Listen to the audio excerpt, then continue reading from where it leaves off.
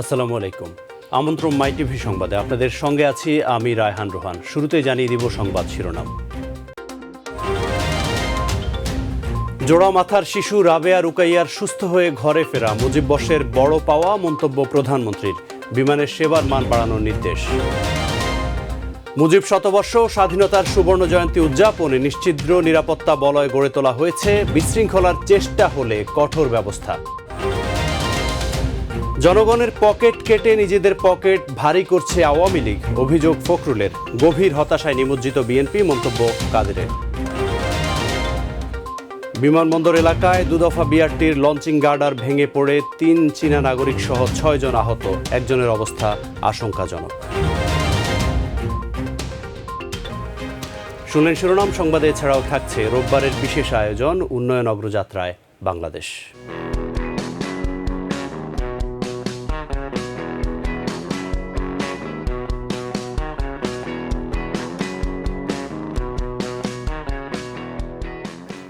এবারে বিস্তারিত।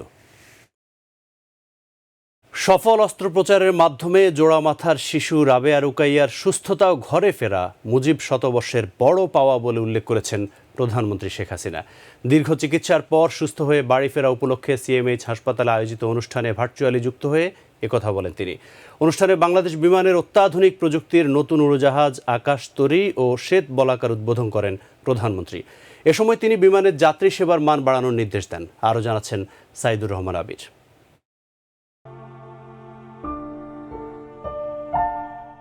যমজ মস্তিষ্কের দুই শিশু রাবেয়া রুকাইয়া 2016 সালে পাবনায় রফিকুল ইসলাম ও তাসলিমা বেগম দম্পতির ঘরে জন্মগ্রহণ করে। চিকিৎসার সমস্ত দায়ভার প্রধানমন্ত্রী শেখ হাসিনা গ্রহণ করে দায়িত্ব দেন সম্মিলিত সামরিক হাসপাতাল কর্তৃপক্ষকে। হাঙ্গেরি সিএমএইচের বিশেষজ্ঞ চিকিৎসকরা 2019 সালে প্রায় 33 ঘণ্টা বিমুক্তকরণ অপারেশন সফল করেন। চিকিৎসা বিজ্ঞানের মাইলফলক সৃষ্টি হয়। দীর্ঘ চিকিৎসার পর সুস্থতায় আলাদা নতুন জীবন নিয়ে বাড়ি ফিরছে এই দুই শিশু। সিএমএইচ প্রান্তে মুজিব শতবর্ষে রাবেয়া রুকাইয়ার গৃহ প্রত্যাবর্তনে গণভবন থেকে ভার্চুয়ালি যুক্ত হন প্রধানমন্ত্রী শেখ হাসিনা। আজকে রাবেয়া রুকাইয়া বাড়ি ফিরে যাবে, তার বাবা মার কোলে আজকে তারা হেসে খেলে বেড়াবে, এটা সত্যি খুব বড় পাওয়া। মুজিব বর্ষ আমরা পালন করছি, স্বাধীনতা সুবর্ণ জয়ন্তী আমরা উদযাপন করছি। এই বছরে সেই সময় এত বড় একটা সফল অস্ত্রোপচার করা এবং সফলতা অর্জন করা, এটা বাংলাদেশের জন্য অনেক অনেক বিরাট অর্জন। দেশবাসীর কাছে এই দুই শিশুর সুস্থতার জন্য দোয়া চান প্রধানমন্ত্রী। রাবেয়া রুকাইয়ার জন্য সবাই দোয়া করবেন, আমি দেশবাসীও দোয়া চাই, তারা যেন সুস্থ থাকে, ভালো থাকে এবং বাপ মার বুকে আনন্দ নিয়ে আসতে পারে। মুজিব শতবর্ষ ও স্বাধীনতার সুবর্ণ জয়ন্তীতে চিকিৎসকের সাহসিকতা ও বিজয়ের গল্প গর্বের, আনন্দের। এখানে সবাইকে আমার আন্তরিক ধন্যবাদ জানাচ্ছি। রাবেয়া রুকাইয়ার সার্বিক সুস্থতা এবং সুন্দর জীবন কামনা করি এবং মুজিব শতবর্ষে রাবেয়া রুকাইয়ার শুভ গৃহ প্রত্যাবর্তন, এটা সবার জন্যই আনন্দ এবং গর্বের। অনুষ্ঠানে শিশুদের সঙ্গে কুশল বিনিময় করেন বঙ্গবন্ধু কন্যা। কেমন আছো তুমি? সালাম। তুমি কেমন আছো? সাইদুর রহমান আবির, মাই টিভি, ঢাকা। মুজিব শতবর্ষ স্বাধীনতার সুবর্ণ জয়ন্তী উদযাপনে সব ধরনের নিরাপত্তা নিশ্চিত করা হয়েছে। 10 দিনব্যাপী অনুষ্ঠানমালায় অংশ নেবেন ভারতসহ কয়েকটি দেশের রাষ্ট্র সরকার প্রধান। তবে কোনো ধরনের নিরাপত্তা ঝুঁকি নেই বলে জানিয়েছেন ডিএমপির ভারপ্রাপ্ত কমিশনার মনিরুল ইসলাম। দুপুরে ডিএমপি মিডিয়া সেন্টারে সংবাদ সম্মেলনে তিনি বলেন, অনুষ্ঠান চলার 10 দিন রাজধানীর রাজপথে কোনো রাজনৈতিক কর্মসূচি পালন করতে দেয়া হবে না। বিশৃঙ্খলার চেষ্টা হলে কঠোর ব্যবস্থা নেওয়া হবে বলেও হুঁশিয়ারি দেন মনিরুল ইসলাম। বিস্তারিত জানাচ্ছেন এসকে লিটন। মুজিব শতবর্ষ ও স্বাধীনতার সুবর্ণ জয়ন্তী উদযাপনে সব ধরনের নিরাপত্তা নিশ্চিত করা হয়েছে। বিভিন্ন দেশের রাষ্ট্র ও সরকার প্রধান সহ আগত দেশি বিদেশি ভিআইপিদের নিয়ে কোনো নিরাপত্তা ঝুঁকি নেই বলে জানান ডিএমপির ভারপ্রাপ্ত পুলিশ কমিশনার। ভিভিআইপি সিকিউরিটির যে প্রোটোকল আছে, সেই যে সিস্টেম আছে, সেই অনুসারেই আমরা তাদের নিরাপত্তা, সর্বোচ্চ নিরাপত্তা সেটি আমরা নিশ্চিত করব। কোনো সুনির্দিষ্ট ঝুঁকি নাই, তথাপি আমরা এই সময়টাতে সর্বোচ্চ সতর্ক এবং সর্বোচ্চ প্রায়োরিটি দিয়েই আমরা নিরাপত্তা নিশ্চিত করব। ভারতের প্রধানমন্ত্রী নরেন্দ্র মোদীর সফরকে ঘিরে বিভিন্ন ধরনের কর্মসূচির বিষয়ে সাংবাদিকদের প্রশ্নের জবাবে তিনি বলেন, বিশৃঙ্খলা করার চেষ্টা করা হলে কঠোর ব্যবস্থা নেওয়া হবে। কোনো নাশকতামূলক কর্মকাণ্ড কেউ করার চেষ্টা করেন তাহলে আমরা বাংলাদেশ পুলিশের পক্ষ থেকে, বিশেষ করে ঢাকা মেট্রোপলিটন পুলিশের পক্ষ থেকে সেটি আমরা শক্ত হাতে আইনগত ব্যবস্থা সেটি আমরা নিশ্চিত করব। মুজিব শতবর্ষ ও স্বাধীনতার সুবর্ণ জয়ন্তীর 10 দিনব্যাপী অনুষ্ঠান চলাকালে কোনো ধরনের রাজনৈতিক অনুষ্ঠান করতে দেওয়া হবে না বলেও জানান মনিরুল ইসলাম। রাজনৈতিক দলসমূহ কিংবা সামাজিক সংগঠনসমূহ যেগুলো আছেন, তারা তাদের এই সময়টাতে মানে কর্মসূচি দেয়া থেকে আসলে আমরা তাদেরকে ডিসকারেজ করছি যে এই সময় অনিবার্য না হলে যাতে কেউ কোনো ধরনের কর্মসূচি আসলে না রাখে। 2016 সালে কাউন্টার টেররিজম ইউনিটের দায়িত্ব গ্রহণের পর যাবতীয় সফলতা সহকর্মীদের আর ব্যর্থতা নিজের বলেও জানান সদ্য পুলিশের বিশেষ শাখা এসবির প্রধান পদে বদলি হওয়া ডিএমপির অতিরিক্ত পুলিশ কমিশনার মনিরুল ইসলাম। জঙ্গি দমনে অনেকটা সফল হয়েছে এবং নেটওয়ার্কগুলো ভেঙে দিতে পেরেছে। সফলতা যতটুকু হয়েছে সেটির ক্রেডিট আমার সহকর্মীদের, এবং যে ক্ষেত্রে ব্যর্থ হয়েছি সেই দায় ব্যক্তিগতভাবে আমার। স্কেলিটন, মাই টিভি, ঢাকা। উন্নয়নের নামে জনগণের পকেট কেটে নিজেদের পকেট ভারী করছে আওয়ামী লীগ, এমন অভিযোগ করেছেন বিএনপি মহাসচিব মির্জা ফখরুল ইসলাম আলমগীর। তিনি বলেছেন, দৃশ্যমান হওয়ার আগেই ভেঙে পড়ছে সরকারের উন্নয়ন। জাতীয় প্রেস ক্লাবে এক অনুষ্ঠানে এসব কথা বলেন মির্জা ফখরুল। SM আরিফের রিপোর্ট। কুপিবাতির গণতন্ত্র শীর্ষক বইয়ের মোড়ক উন্মোচন উপলক্ষে জাতীয় প্রেস ক্লাবে আলোচনা সভার আয়োজন করে বিএনপি। একদিনের এটা নিষিদ্ধ থাকবে না, যারা নিষিদ্ধ করছে তারা নিষিদ্ধ হয়ে যাবে। দলের স্থায়ী কমিটির সদস্যরা বলেন, কয়েক বছরে গণতন্ত্রকে অন্ধকারে নিয়ে গেছে আওয়ামী লীগ। মারা হলো ওদের অভ্যাস, হত্যা হলো ওদের অভ্যাস। যদি হত্যা না করে, যদি মানুষ না মারে, আওয়ামী লীগ ক্ষমতা থাকতে পারবে না। গণতন্ত্রের অবস্থাটা কি সেই কুপিবাতির মধ্য দিয়ে যতটুকু স্পষ্ট দেখতাম, আজকে 500 পাওয়ারের সোডিয়াম লাইটে আমি সেটিকে স্পষ্ট দেখি। বিএনপি মহাসচিব বলেন, উন্নয়নের নামে জনগণের পকেট কাটছে সরকার। আপনার এয়ারপোর্টের সামনে আপনার যে এলিভেটেড এক্সপ্রেসের গার্ডার ভেঙে পড়েছে এবং 4 জন ইঞ্জিনিয়ার আছে চীনা সহ। চিন্তা করেন, এই জনগণের টাকা নিয়ে যে সমস্ত তৈরি করা হচ্ছে সেটা হঠাৎ করে ভেঙে পড়ছে, তাহলে তার মান কি হচ্ছে? আমরা যে কথাটা বারবার বলছি যে এই মেগা প্রজেক্ট দিয়ে এই উন্নয়নের ধোঁয়া তুলে আপনি দেশটাকে একেবারে ফোকলা করে দিচ্ছেন। এই উন্নয়ন মানেই হচ্ছে যে মানুষের পকেট কেটে তারা তাদের পকেট ভারী করছে, কারণ এই সমস্ত কমিশন এজেন্সি, এই সমস্ত টাকা, কন্ট্রাক্ট সব কিছু থাকা। গণতন্ত্রকে আলোতে ফেরাতে সবাইকে জ্ঞান অর্জনের পথে হাঁটতে বললেন মির্জা ফখরুল ইসলাম আলমগীর। লক্ষ লক্ষ কুপিবাতি একসাথে জ্বালাই এবং পুরো বাংলাদেশকে আলোকিত করে ফেলি। SM আরিফ, মাই টিভি, ঢাকা। ইতিহাসের মীমাংসিত সত্যকে বিকৃত করতে বিএনপি স্বাধীনতার সুবর্ণ জয়ন্তী পালন করছে বলে মন্তব্য করেছেন আওয়ামী লীগের সাধারণ সম্পাদক, সড়ক পরিবহন ও সেতুমন্ত্রী ওবায়দুল কাদের। তিনি বলেন, ইস্যু খুঁজে না পেয়ে বিএনপি এখন ব্যক্তিগত বিষয়াদি নিয়েও কথা বলছে, যা রাজনৈতিক সৌজন্যবোধের মধ্যে পড়ে না। তিনি আজ সকালে তার সরকারি বাসভবনে নিয়মিত ব্রিফিংকালে এসব কথা বলেন। বিএনপি জনবিচ্ছিন্ন হয়ে এখন গভীর হতাশায় নিমজ্জিত উল্লেখ করে আওয়ামী লীগের সাধারণ সম্পাদক বলেন, আওয়ামী লীগ নয়, রাজতন্ত্র আর পরিবারতন্ত্র চর্চা বিএনপিরই রাজনৈতিক সংস্কৃতি। একজন সাজাপ্রাপ্ত পলাতক আসামিকে দলের ভারপ্রাপ্ত চেয়ারম্যান করে রেখেছেন। তারা চাতক পাখির মতো অপেক্ষায় থাকেন কখন লন্ডন থেকে বাড়ি বর্ষণ হবে। অদৃশ্য সুতার টানে নাচেন তারা। স্বাধীন বাংলাদেশ প্রতিষ্ঠা এবং দেশে গণতান্ত্রিক অভিযাত্রা এগিয়ে নিতে আওয়ামী লীগেরই ত্যাগ অবদান সবচেয়ে বেশি, একথা সবার জানা। আর অভ্যন্তরীণ গণতন্ত্র চর্চায় আওয়ামী লীগ এখনও বাংলাদেশে অন্যান্য দলের চেয়ে অনেক এগিয়ে। করোনায় গত 24 ঘন্টায় দেশে আরও 18 জনের মৃত্যু হয়েছে। একদিনের মৃত্যুর এই সংখ্যা গত 7 সপ্তাহের মধ্যে সর্বোচ্চ। এর আগে 24 জানুয়ারি 20 জনের মৃত্যু হয়, আর গত 24 ঘন্টায় আক্রান্ত শনাক্ত হয়েছে 1159 জন, যা গত আড়াই মাসের মধ্যে সর্বাধিক শনাক্তের রেকর্ড। সবশেষ 30 ডিসেম্বর মোট 1235 জন নতুন রোগী শনাক্ত হয়েছিল। বিকেলে স্বাস্থ্য অধিদপ্তরের সংবাদ বিজ্ঞপ্তিতে এসব তথ্য জানানো হয়। নতুন 18 মৃত্যু নিয়ে দেশে মহামারীতে 8545 জনের মৃত্যু হলো, আর আক্রান্ত বেড়ে দাঁড়িয়েছে 5,57,395 জনে।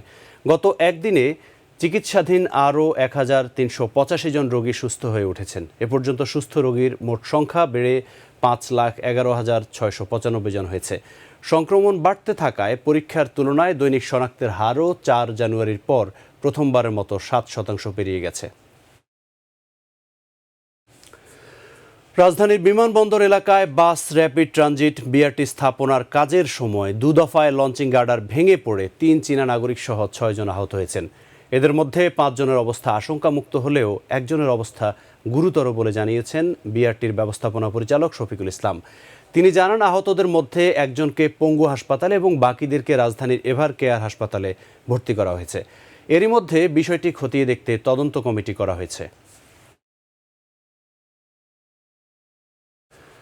ভারত মহাসাগরে বিদ্যমান খনিজ সম্পদ এই অঞ্চলের উন্নয়ন ও অর্থনৈতিক বিকাশের মূল চালিকা শক্তি হতে পারে বলে মন্তব্য করেছেন বিভিন্ন কূটনৈতিক ও বিশেষজ্ঞরা। রাজধানীতে আয়োজিত এক সেমিনারে এমন মন্তব্য করেন তারা। আর এই সম্ভাবনাকে কাজে লাগানোর আহ্বান জানান পররাষ্ট্রমন্ত্রী ডক্টর এ কে আব্দুল মোমেন। আরও জানাচ্ছেন রাকিব হাসান। ভৌগোলিক অবস্থানের কারণেই যোগাযোগ ও ভূ রাজনৈতিক ক্ষেত্রে খুবই গুরুত্বপূর্ণ বঙ্গোপসাগর। আর এই ধারণাকে ভিত্তি করে সামনে আসে ভারত মহাসাগরীয় কৌশল প্রণয়ন। বিশেষজ্ঞরা বলছেন, শান্তি ও স্থিতিশীলতা রক্ষায় ভৌগোলিক অবস্থানকে কাজে লাগানোর সময় এসেছে বাংলাদেশের। বাংলাদেশ, নেপাল ও মায়ানমারের মধ্যে যোগাযোগ অবকাঠামো তৈরির গুরুত্ব তুলে ধরে এই উদ্যোগের পাশে থাকার প্রত্যয় ব্যক্ত করেন উন্নয়ন সহযোগীরা। There is a momentum of connectivity in and out of Bangladesh, which will lead to more economic opportunities and effectiveness of Bangladesh. Blocks of connectivity or developmental assistance that Bangladesh is itself prioritizing so that we can provide the necessary support for the execution of such projects. This has included expansion of railway connectivity, some on bilateral connectivity, some on bilateral line of credit and some on grant basis. শান্তি ও উন্নয়ন সহযোগিতায় বিশ্বাস করে বাংলাদেশ, এমনটা জানিয়ে বহুজাতিক স্বার্থকে এক করতে সকলের দৃষ্টিভঙ্গি বদলানোর আহ্বান জানান পররাষ্ট্রমন্ত্রী। The key challenge is continuing to shift the mindsets of officials to recognize the vital importance of the maritime domain as a part of a comprehensive national security strategy. Rakib Hasan, MyTV, Dhaka. চট্টগ্রামের হাটহাজারীতে এক মাদ্রাসায় 8 বছর বয়সী শিশু শিক্ষার্থীকে বেধড়ক পেটানোর ঘটনায় প্রশাসনের পক্ষ থেকে যে পদক্ষেপ গ্রহণ করা হয়েছে এতে সন্তোষ প্রকাশ করেছেন হাইকোর্ট। তবে শিশু শিক্ষার্থীদের শাসন করার বিষয়ে ওই মাদ্রাসা সহ সকল মাদ্রাসার প্রধানদের সতর্ক করেছেন আদালত। একই সঙ্গে দেশের সকল মাদ্রাসার শিক্ষকদেরও এ বিষয়ে সতর্ক থাকতে বলেছেন আদালত। বিচারপতি নাজমুল আহসান ও বিচারপতি শাহেদ নুরুদ্দিনের সমন্বয়ে গঠিত বেঞ্চ স্বপ্রণোদিত হয়ে এসব পর্যবেক্ষণ দেন। বিষয়টি আদালতের পর্যবেক্ষণে থাকবে বলেও মন্তব্য করেন হাইকোর্ট। অবজারভেশনে মহামান্য আদালত বলেছেন যে দেশের মাদ্রাসা সহ সকল শিক্ষা প্রতিষ্ঠানকে সংবিধান এবং প্রচলিত আইন অনুযায়ী তাদের শিক্ষা কার্যক্রম পরিচালনা করতে হবে। যদি কোনো প্রতিষ্ঠান এই ধরনের সংবিধান এবং আইন বহির্ভূত বা মেনে না চলেন, সংশ্লিষ্ট কর্তৃপক্ষ, মন্ত্রণালয় হোক বা মাদ্রাসা শিক্ষা বোর্ড হোক, সাধারণ শিক্ষা বোর্ড হোক, তাদেরকে কিন্তু সেই প্রতিষ্ঠানের বিরুদ্ধে আইনানুগ কঠোর ব্যবস্থা নেওয়ার জন্য ওনারা নির্দেশনা দিয়েছেন। এদিকে হাটহাজারীতে মাদ্রাসা ছাত্রকে নির্যাতনের রেশ না কাটতে এবার সাতকানিয়া উপজেলার সোনাকানিয়া ইউনিয়নের গাংরাগিয়া রঙ্গিপাড়া হেফজখানা ও এতিমখানায় শিশু শিক্ষার্থীকে বেধড়ক মারধরের অভিযোগ উঠেছে শিক্ষকের বিরুদ্ধে। এ ঘটনায় আহত ছাত্র আবদুল্লাহ মোহাম্মদ আনাসের বাবা আবু তাহের বিকেলে অভিযুক্ত শিক্ষকের বিরুদ্ধে মামলা করলে শিক্ষক কামরুল ইসলামকে গ্রেপ্তার করে পুলিশ।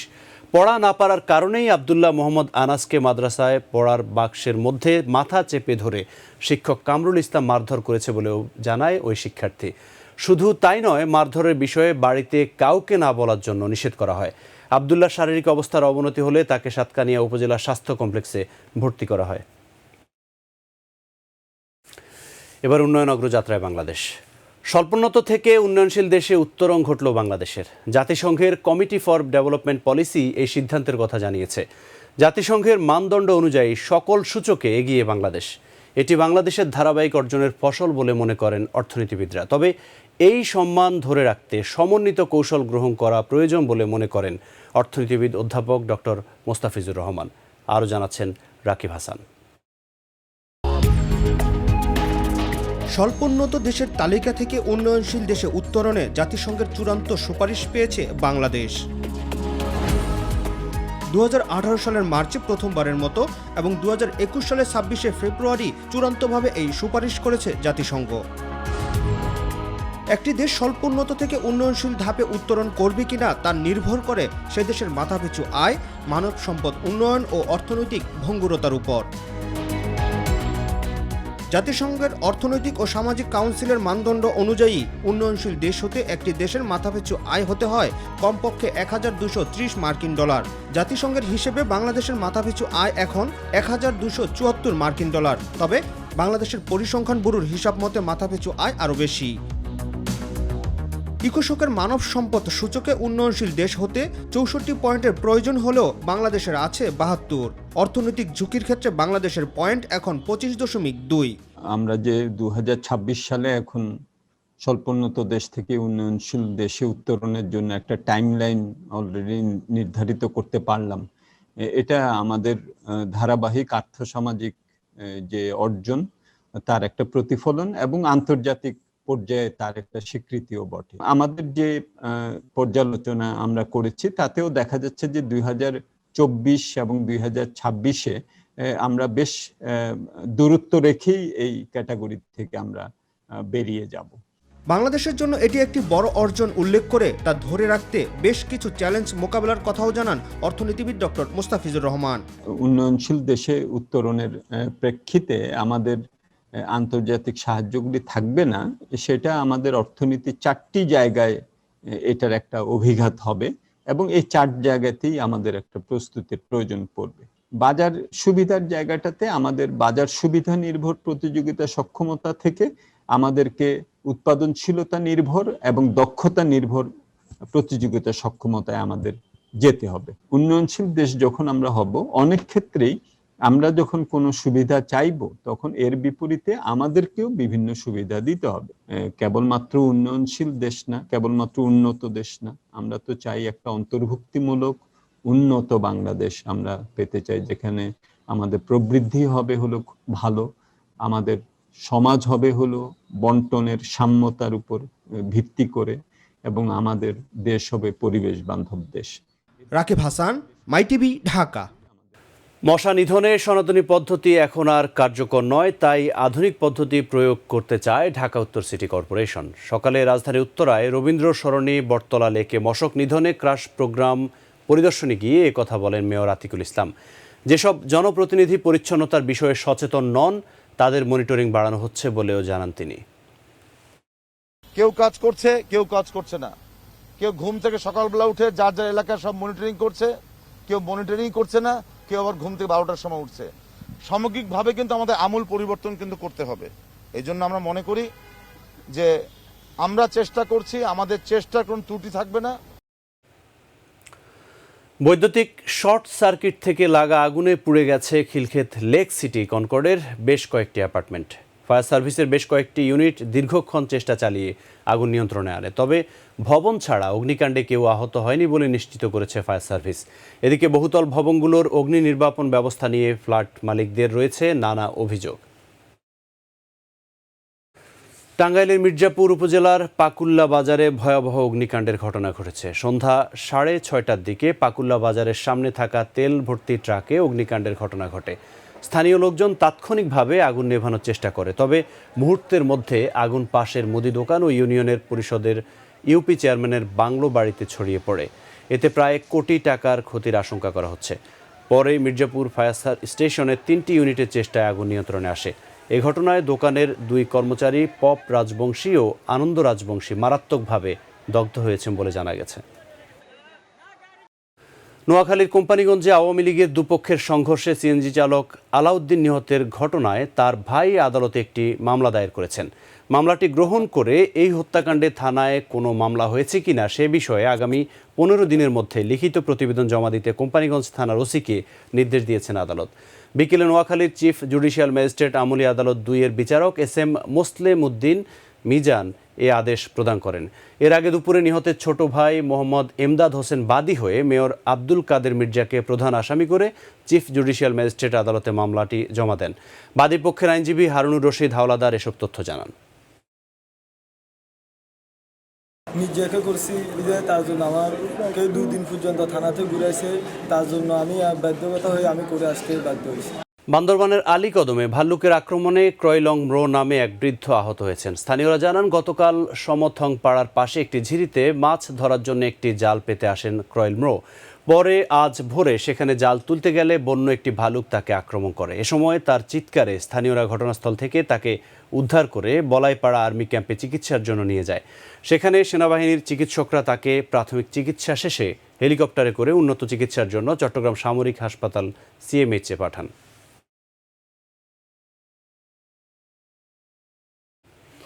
এবার আমাদের কৃষি।